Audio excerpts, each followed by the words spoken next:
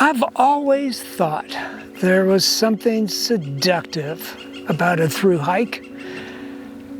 Not only does the geography change over the course of several days, making it full of variety, but there is that sense of accomplishment for having hiked a bunch of miles. The nice thing about the 67-mile Backbone Trail is we get to sleep in our beds every night. No heavy backpacks, no camping. It's too bad every through hike wasn't like that.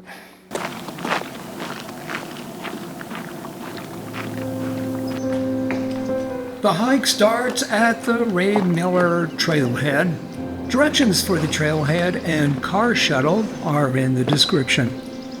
One can cheap out and park on Pacific Coast Highway's shoulder or pay $12 for the official parking lot.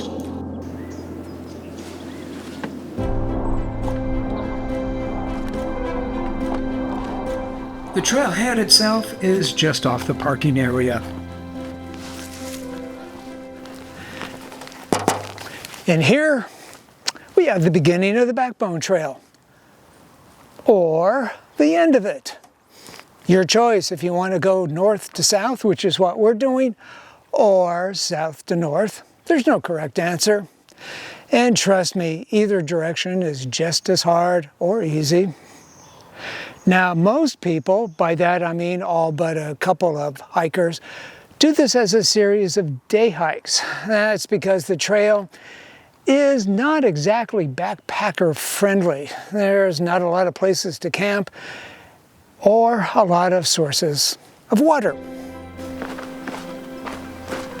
The first 2.7 miles is almost entirely uphill, but never what I would call steep. At the same time, I did feel my heart rate tap a little bit more than usual.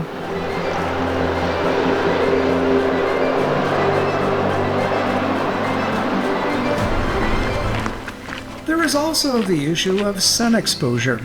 With a few welcome exceptions, there is no shade for the entire day. A load of SPF 50 comes in handy on this trip. Yeah, got some on my sunglasses. Now, for the most part, the Backbone Trail is quite lovely. But this section is a great way to start because it's especially spectacular. With its start at the Pacific Ocean, it climbs to views of the beaches and all sorts of mountain vistas. The trail cruises along, gaining a little less than 1,000 feet of elevation. The best time to do the hike is in the winter or early spring. The summer can get pretty hot. Then again, I was here in August with the trail obscured in fog, and it was wonderfully cool.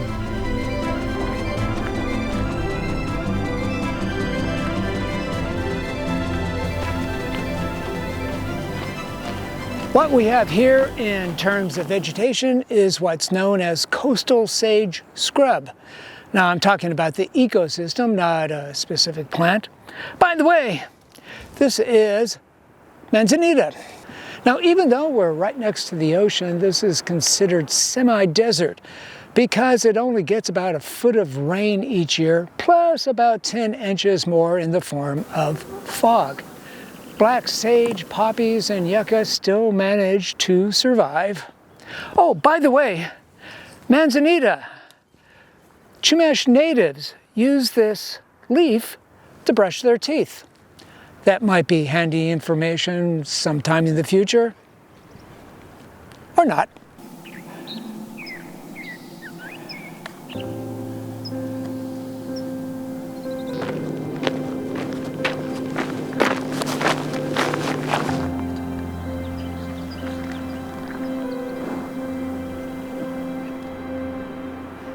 The views toward the ocean shift a bit as we get higher, and the bony mountain ridgeline to the north shows up. Looking down, we can see Sycamore Canyon, where we'll be later today.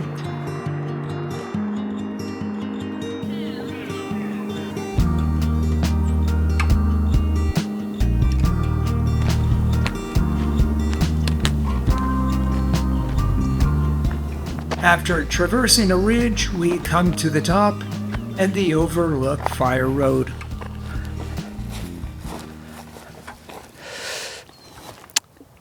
It's not often we come across trails named after specific people.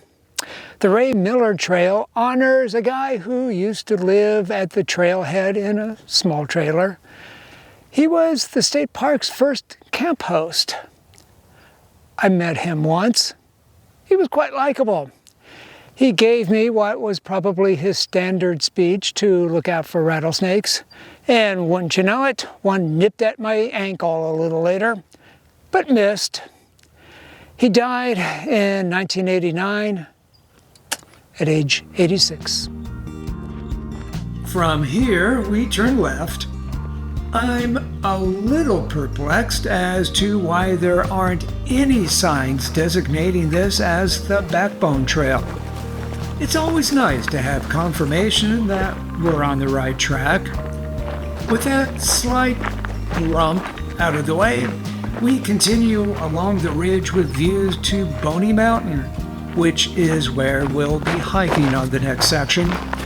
On the other side, there's La Jolla Valley with the Naval Radar Facility on La Jolla Peak staring out at us.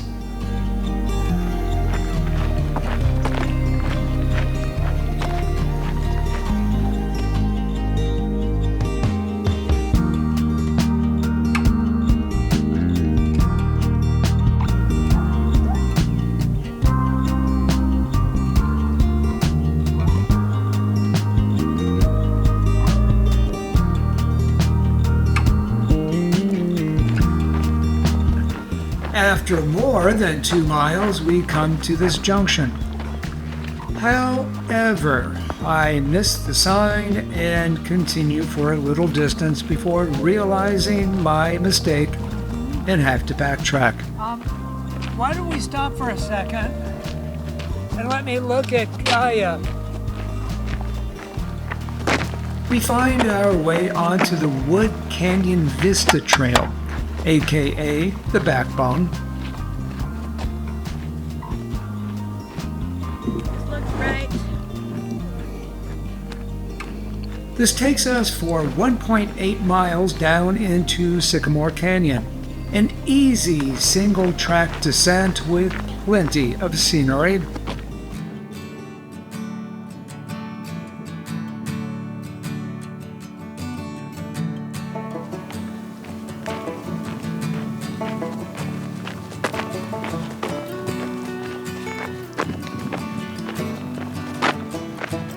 Eventually, the trail hits bottom and crosses Big Sycamore Creek, which, after a rain, is a small challenge to cross without getting our boots wet. Others, on the other hand, have no problem.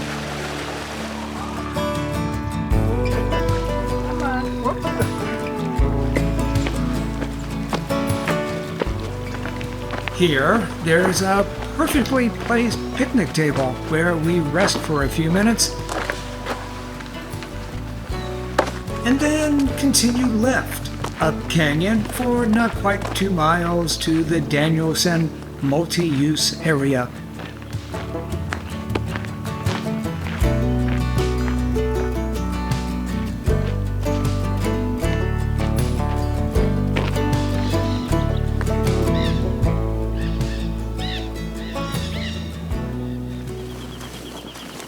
Danielson Ranch got its start in 1947 when Richard Danielson paid $500,000 for 8,000 acres near Newbury Park.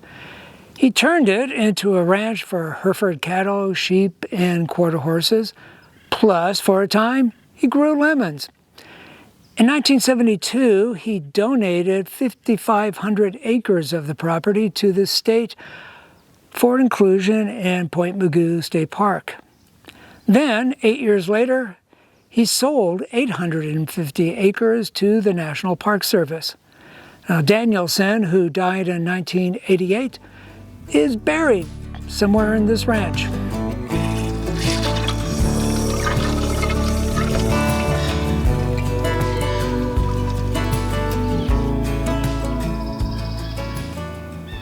Well, now that we've made it to Danielson Ranch, we have all sorts of options available.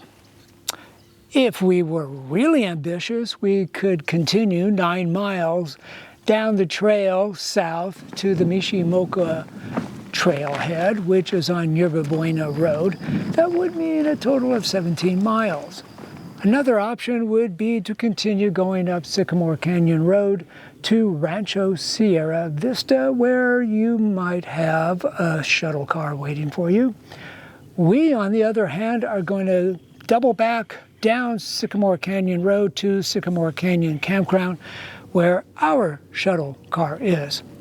Lastly, another option would be to backpack into this multi-use facility and spend the night, and then continue on to Mishimoka. Reservations are required.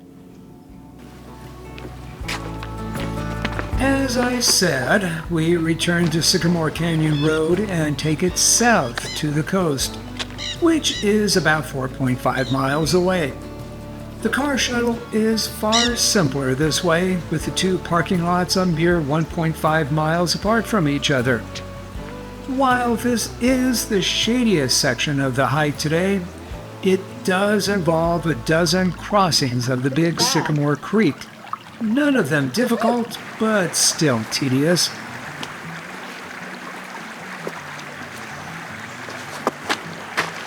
After a few times of this, we give up on dry shoes and take the, hey, what the heck, we're almost done attitude.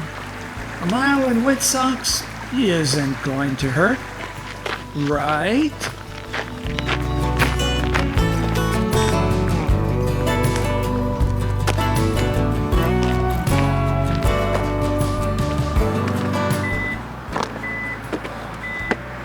That was a good hike.